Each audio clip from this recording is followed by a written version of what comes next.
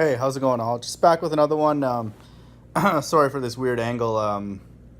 Just lounging. I have a long commute home from the plantation, so just relaxing. But I want to talk about conspiracy theories, and now that there's a lot of them, and the community looks like it's thriving. In particular, the flat Earth is the major one of all time. But it's you get labeled a conspiracy theorist, and then there's been a lot of videos about how that term has been used to vilify people and isolate them and belittle them. So we know the stigma surrounding the term conspiracy theorist and all of that. And it is what it is. It's needed to sort of delay truth, that God has used it to kind of mentally block people from thinking about things until he decides it's ready to be pursued mentally. And it's great to see a lot of people looking into things, going one level deeper, and then two levels, three levels, and then on down the trail to many truths in this time. So flat earth is just one of them. But the thing that I want to talk about is really, again, thinking about this deeper, who are the real conspiracy theorists? It's kind of like, the Eminem song, may the real Slim Shady please stand up. It's like, may the real conspiracy theorists please stand up. And it's the ball earthers are actually the biggest conspiracy theorists, because they would be the ones who would be saying that, the people who follow Christianity, Islam, Judaism, which we all know, now who the real Jews are. But, just for sake of this, point, and the Jewish people in Israel who, have some connection to, the first books of the Bible. This is a pretty large percentage of the Earth's population that many of them don't know this, about the book of Genesis, or looked into it in a literal sense, which a lot of people are doing now, and I'm thankful I'm one of them. That, the book of Genesis, the explanation for why the sky's blue, for example, is that there's water above there, and that alone, that truth alone would destroy, all this stuff about outer space and the moon landing and planets and all that kind of stuff, because if there are those things like planets and stuff, they would be outside of that water, and, they'd have to bring a rocket and then a submarine and then a bunch of different, things to get to these different planets and all that kind of stuff. So, I don't know, what the explanation is in the science community for why, the sky's blue. I'm sure it's really, I've heard someone start the argument, and I just knew that they didn't know it well enough and could convey it to me in any way that made sense. And obviously I believe that it's a lie, so I would just be kind of laughing inside. But I don't actually know what the explanation is on the ball earth side. Maybe the brothers at GMS or IUIC or all these other groups, which are House of Israel, all these groups who are ball earthers. Don't ask me why they are, but they are.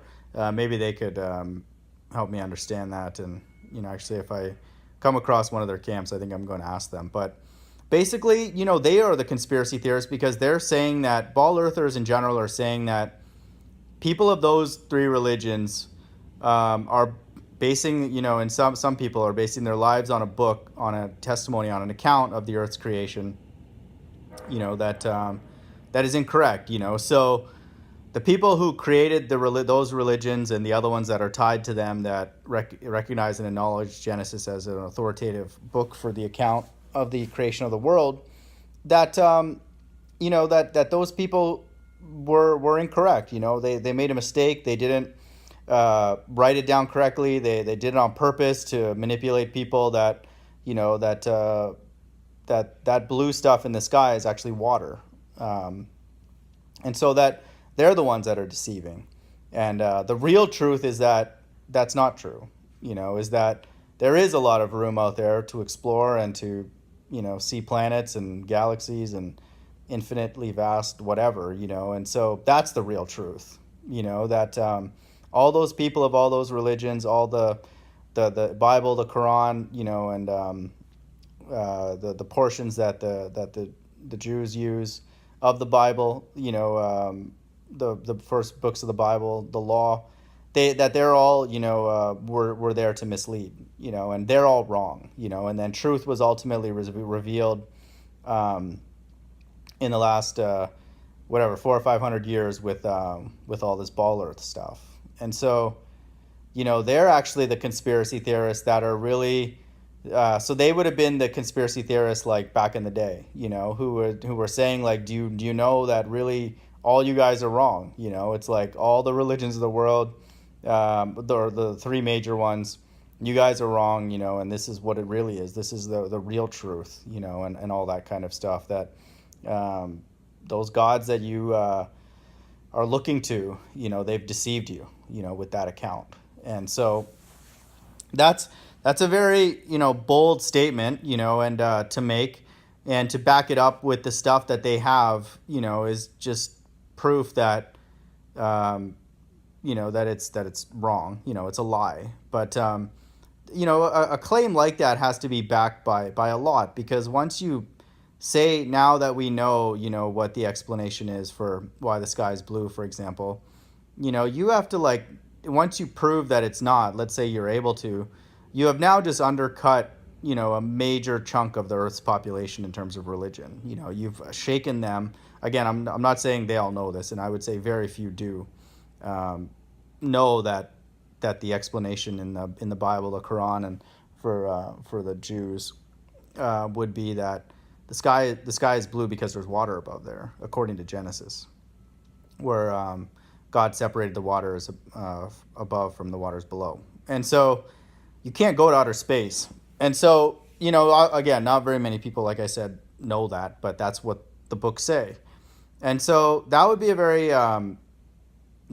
very shocking thing to a lot of the world, that, because once you disprove that, that's a pretty foundational thing, that if that were not true, that there's not water above us, then it does undermine all those religions, and really, I would say it doesn't undermine them, it just deletes them, like they're false. Like, if God is going to lie in his first few breaths of the stuff that he tells us, in the very first few sentences of the books that he's revealing to people, that's a bad start, for God. And that's not like, I'm a golfer and I play the first couple holes and I get frustrated not starting well. It usually doesn't end well. Sometimes it does, but more often not, the first couple holes dictate the way my round goes. It doesn't mean that it'll go well after, but if they don't go well, it's tough going afterwards. So it's like, if God's spending the first few breaths, or writing in this case, lying to us, that's a bad start for that God and that religion. So, you know, to me, basically there's two ways to think about it, and just that we're just the modern day conspiracy theorists, and obviously now for us who are lucky enough to know that these conspiracies, true or false, all of them are orchestrated by God, and he's deciding what people believe, when, why, with what fervor, and how long they believe it. All that is dictated by him. But they were, the ball earthers were the conspiracy theorists of old, and they clearly were successful, converting the minds of many people over to their beliefs and their dogma. But it looks like the tide is shifting back, and we are, we have faith and believe that this is God doing this, that God is waking up his people back to the truth of the Bible, that we can rely on it, and look at it and examine it, and trust it, as the narrative for the beginning and the end. And we feel, and if you know my channel, we're closer to the end than literally than we've ever been, obviously, but we are close to the end. And flat Earth is just one example of the truths that are coming out that signal that we are close to the end, because really these kind of truths, when they come out, they shake the foundation. They're very hard to turn back from. It's like if the ball Earth were actually true and it undid the lies of the flat Earth before it, which would have disrupted these major religions, basically the majority of the world would be populated by evil people, you know, and then the ball Earthers would have been in a minority, even if they were right. They would have been overwhelmed, unless God allowed that to happen for a purpose and for a time. And I feel that the ball Earth had to come into existence to allow atheism to have some even minor underpinning, um, in order to allow the amount of evil that's going on in the world to just be normal, and now, things are turning back towards righteousness, towards God's existence, and He's the one orchestrating this whole thing. And so it's our responsibility now to take this wisdom and truth, as much as we've received it, and do what we can to, be humble and to return to God, return, all credit to Him, all reverence and all fear and all of that. So, it's just, don't get too unnerved or caught up in this whole conspiracy theorist thing. It's just a term that's used to define people in different, revelations that they're receiving. And, ultimately every conspiracy theory that ends up being true, or false, God is behind them. He sends like truth to people, and He sends delusions to people, and he basically, you have no choice. He's spoon feeding it to you. And if you're in that lot, and I'm very thankful that I'm not, if you're drinking that government Kool-Aid, if you're drinking that ball Earth Kool-Aid, if you're drinking that RFID microchip Kool-Aid, He's going to make you drink up, until his will and His purpose has been served. And so we just pray that God only feeds us with truth, and the more we humble ourselves, the more likely that we are to receive truth from the Most High.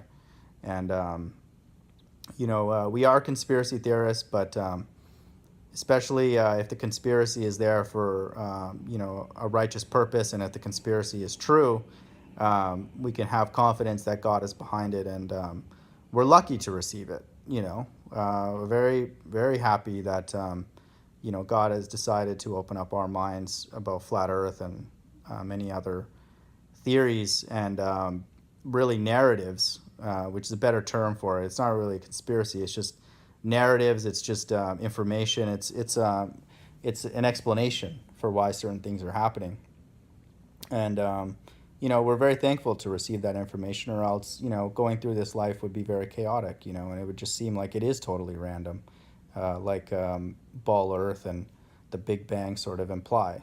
And it's not, even though it seems that way.